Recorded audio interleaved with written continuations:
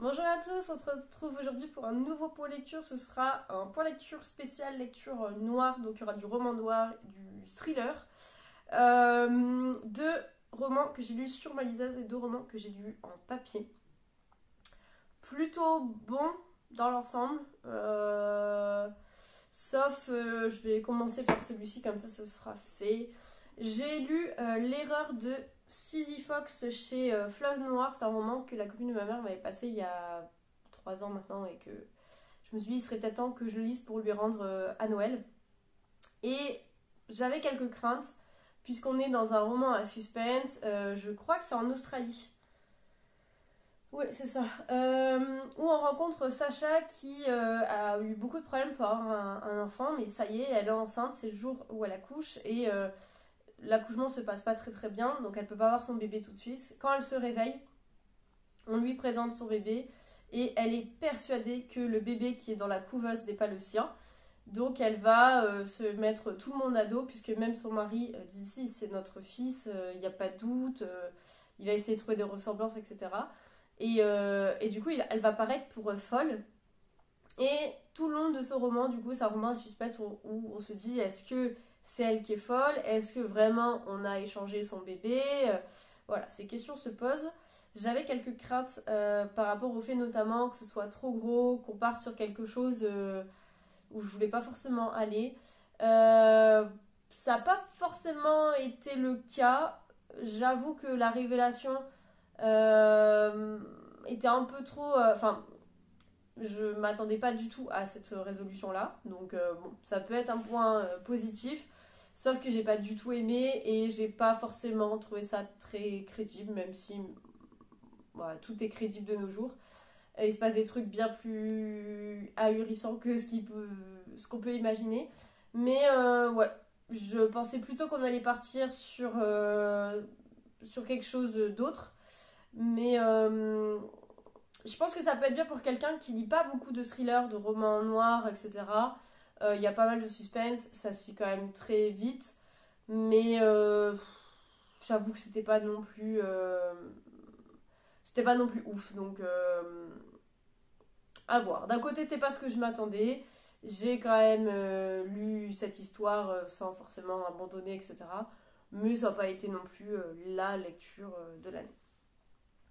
Ensuite, j'ai lu Tout ce qui est à toi brûlera de Wildin chez Belfond. Ici, on est dans un roman noir, puisqu'on se retrouve, pareil, les prénoms, je risque de dire aucun prénom dans cette vidéo, puisque les prénoms et moi, ça fait 10. Mais il y a une jeune femme d'origine asiatique qui se fait enlever, séquestrée dans une maison au fin fond d'une ferme, au fin fond du monde, sans voisins, sans personne. Et le monsieur élève des cochons, donc en plus les cochons font du bruit, donc comme ça, si la fille crie, bah, personne n'entend parce que les cochons crient encore plus fort. Elle va être séquestrée, il va même la mettre enceinte. Et il va y avoir tout ce que vous pouvez imaginer comme violence, comme manipulation, comme torture, etc. Et on va partir là-dessus. Au départ, déjà je l'avais lu parce qu'il y a eu beaucoup de bons avis et notamment il y en a pas mal qui l'avaient lu lors du Black November pour la consigne avec la maison sur la couverture et je m'étais dit bon bah je l'ai, autant le lire comme ça on voit ce que ça donne, en plus il est assez court. Et quand je l'ai commencé, je me suis dit, ouais, c'est du réchauffé. Une femme qui se fait séquestrer dans une cabane au fond d'une ferme ou d'une forêt, on l'a vu 20 000 fois. Donc il n'y a rien d'original. Et là où je me suis fait avoir, c'est que je me suis attachée en fait à cette jeune femme. Et à l'histoire, j'avoue que c'était bien raconté. Donc rien de très original.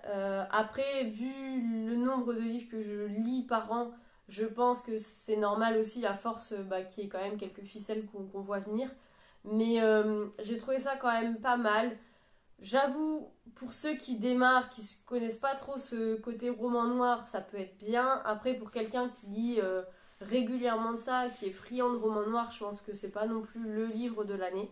D'ailleurs, si vous l'avez lu, que ce soit Black November ou avant, hein, peu importe, mais donnez-moi votre avis pour voir si par rapport à d'autres romans noirs, vous trouvez que c'est un roman plutôt classique et voilà, divertissant, vous avez passé un beau moment. Moi, il sera de loin dans mon classement de l'année, pas du tout. J'ai passé un bon moment, mais si on parle, voilà, je cherche un roman noir avec une séquence arceau, etc., je pourrais le citer.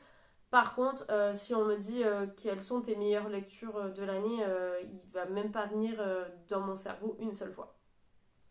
Donc c'était plutôt pas mal, mais voilà, rien de plus. C'est vrai que les personnages sont attachants, c'est ce côté qui a fait que il est plutôt du côté positif que négatif, à mon avis, mais rien de fou au soleil. Ensuite, j'ai lu Enfer d'Ismaël Lemonnier chez Hugo Thriller. C'est Katarzyna qui me l'avait offert lors de notre swap de Noël et aussitôt reçu, aussitôt lu, parce que ça avait été un gros coup de cœur pour elle. J'en avais entendu que du bien. Et quand je l'ai revu au mois de novembre, j'avais envie de l'acheter et je m'étais freinée parce que je m'étais dit, mais je sais plus ce que j'ai mis dans ma wishlist et si c'est le cas, peut-être qu'elle me l'a offert. Donc j'ai attendu patiemment mon colis. Et quand j'ai ouvert et qu'il était là, j'avais plus de raison d'attendre. Donc je l'ai lu, je l'ai dégommé en 24 heures. Ici on est dans du thriller pur policier français, noir, enfin voilà, tout ce qu'on aime. On se retrouve dans les catacombes de Paris avec un cadavre d'homme avec une tête de taureau. Voilà, ça commence bien, on est dans les catacombes, un cadavre, une tête de taureau, tout ce qu'on aime. Et avec, alors les enquêteurs pareil, j'ai toujours oublié les prénoms, mais ça c'est pas nouveau. Le capitaine Lothar Kessel, qui est une vieux de la vieille et qui va devoir faire équipe avec une nouvelle recrue qui est Clément Charrier, qui a un QI vraiment exceptionnel et qui va aider ses collègues à se mettre sur la piste, notamment de l'enfer de Dante, puisque le tueur donc ne s'arrête pas à ce minotaure. Il va continuer ses crimes et notamment il va mettre des cercles, il va correspondre aux 9 cercles je crois, de l'enfer de Dante. Et donc on va voir qu'il y a énormément de références déjà pop culture qui détonnent un peu en fait de ce roman qui est noir de base et qui peut faire sourire par moments. Donc j'ai trouvé que ça c'était hyper original. Et les flics aussi sont hyper attachants. C'est vraiment typiquement le genre de roman policier français que j'aime, avec des flics hyper attachants qui ont forcément aussi leur passé ou leur vie compliquée. Une histoire, une intrigue qui est bien faite, bien ficelée, où on voit pas forcément venir la résolution de l'enquête, où on a envie de savoir ce qui se passe et on enquête avec les enquêteurs. Donc ça j'ai beaucoup aimé. Et puis voilà, on est dans le côté quand même très sombre. Ça fait longtemps que j'avais pas lu de romans de ce genre. Je pense que j'en avais tellement lu dans les années précédentes que j'avoue que ces 2 dernières années, je lis beaucoup moins de romans policiers. Mais c'est quand même un genre que j'aime beaucoup. Et ici, ça m'a fait beaucoup de bien. Ça fait longtemps que j'avais pas lu un roman comme ça. Donc encore merci Katarzyna. Parce que j'ai fait une très belle découverte. Et je lirai sans problème d'autres romans. Et j'espère notamment retrouver les flics. Parce que j'ai trouvé que c'était un duo hyper intéressant. Et aussi avec la collègue, je crois que ça s'appelle Caroline. Et je pense qu'il serait capable de revenir et que ce serait très intéressant d'avoir une suite. Je dis ça, je dis rien, mais voilà, si vous cherchez un roman policier, un thriller, un mélange, alors quand je l'ai lu, je ne l'ai pas dit, mais je l'ai pensé et j'en ai parlé autour de moi, quand je l'ai lu, ça m'a fait énormément penser à Du feu de l'enfer de Cédric Cyr, La fille de Cali de Céline Dangean, et il y avait quelqu'un d'autre aussi. Je me suis dit c'est un mélange subtil entre les trois écritures que j'aime beaucoup. Je sais plus, mais en tout cas voilà, c'est vraiment ce côté noir, un peu sectaire diabolique et notamment policier de Céline Dangean et Cédric Cyr. Donc je pense que rien qu'en vous disant ça, ça peut que vous donner envie de le lire. C'est que positif de ma part, en tout cas quand je dis ça, c'est vraiment un compliment. Et voilà, hâte de lire d'autres romans d'Ismaël Lemonnier.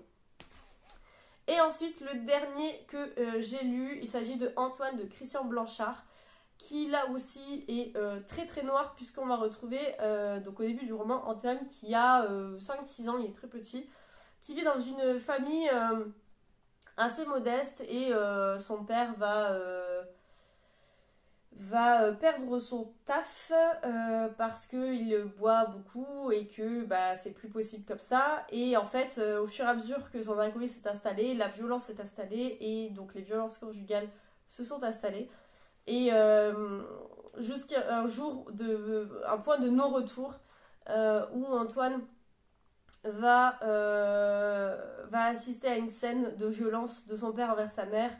Et Antoine va tuer son père pour sauver sa mère, mais malheureusement il va intervenir beaucoup trop tard et sa mère est déjà morte. Et cet accident,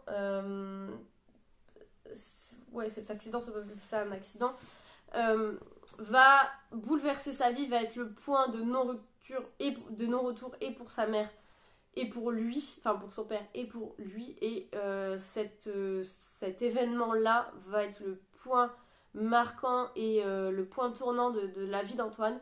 Et on va le suivre du coup toute sa vie. Et ça va être bouleversant. J'ai, comme d'habitude, beaucoup aimé le traitement de l'histoire et des sujets par Christian Blanchard. Il a le don pour traiter des sujets hyper touchy, hyper sombres, pour dénoncer aussi avec une plume magnifique des personnages qui sont hyper attachants malgré ce qu'il a pu faire. J'étais toujours du côté d'Antoine et ça m'a beaucoup touchée de voir l'histoire de sa vie. Et vraiment j'ai beaucoup aimé. Pareil, c'est pas forcément mon préféré d'auteur, il y a d'autres romans que j'ai beaucoup plus appréciés, mais je m'attendais pas à autant accrocher à Antoine parce que c'est pas forcément une thématique qui m'intéresse dans les romans et qui me marque le plus, même si le sujet est très grave et que voilà, il faut en parler. Mais c'est pas quelque chose, c'est pas une thématique où quand on me dit il se passe ça dans le roman, je vais foncer.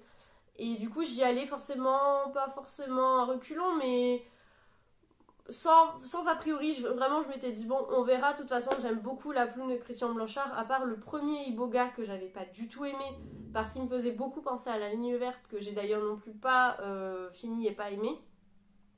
À part Iboga, j'ai tout adoré de cet auteur dès que je lis. C'est des surprises pour moi et certains ont été des coups de cœur et des meilleures lectures de l'année. Antoine, je ne pense pas que ça restera une des meilleures lectures de 2022, mais le personnage d'Antoine en tout cas m'aura marqué et fera partie des personnages les plus marquants de cette année de lecture. Mais voilà, c'est très fort en fait les mots qu'il utilise sont aussi forts que des uppercuts physiques et vraiment je trouve qu'il est hyper talentueux comme auteur. Je trouve qu'on ne le voit pas assez dans le paysage, malheureusement pour lui, parce que je trouve qu'il mériterait beaucoup mieux. En plus, souvent on le voit pour Iboga, alors que ça reste que mon avis, mais c'est loin d'être son meilleur, loin de là. Et ouais, donc voilà, je vous laisse avec ça. N'hésitez pas à me dire si vous l'avez lu. Je sais qu'il y avait Cédrina qui l'avait lu à l'époque de sa sortie, qui avait beaucoup aimé, mais depuis je ne l'ai vu nulle part. Donc n'hésitez pas à me dire si vous l'avez lu et ce que vous en avez pensé, et si vous avez lu d'autres livres de Christian Blanchard, quel est votre préféré. Donc c'est tout pour ce point lecture. J'espère qu'il vous aura plu. Comme vous l'avez vu, ce mois-ci je carbure. J'espère vous faire un troisième point lecture sur mes lectures de décembre, courant peut-être semaine prochaine, et comme ça on pourra démarrer 2023 avec une vidéo sur mes meilleures lectures 2022, même si en faisant le compte je me suis rendu compte que cette année c'était très compliqué. Alors d'habitude c'est très compliqué d'en sélectionner que 10 on va dire, souvent j'arrive à 15, et là je n'ai pas réussi à arriver à 10 parce que je pourrais arriver à 10, sauf que moi quand je vais vous présenter mes meilleures lectures, c'est vraiment des lectures que j'ai lues dans l'année et que je serai capable de relire plus tard parce que vraiment elles m'ont marqué. Et de mémoire je crois que je suis plutôt à 7-8, donc ouais, je suis un peu... c'est une année un peu compliquée, mais elle se finit très bien, donc j'ai espoir que 2023 soit une très très bonne année lecture pour moi. En attendant, je vous laisse et je vous souhaite de très très bonnes lectures. Ciao!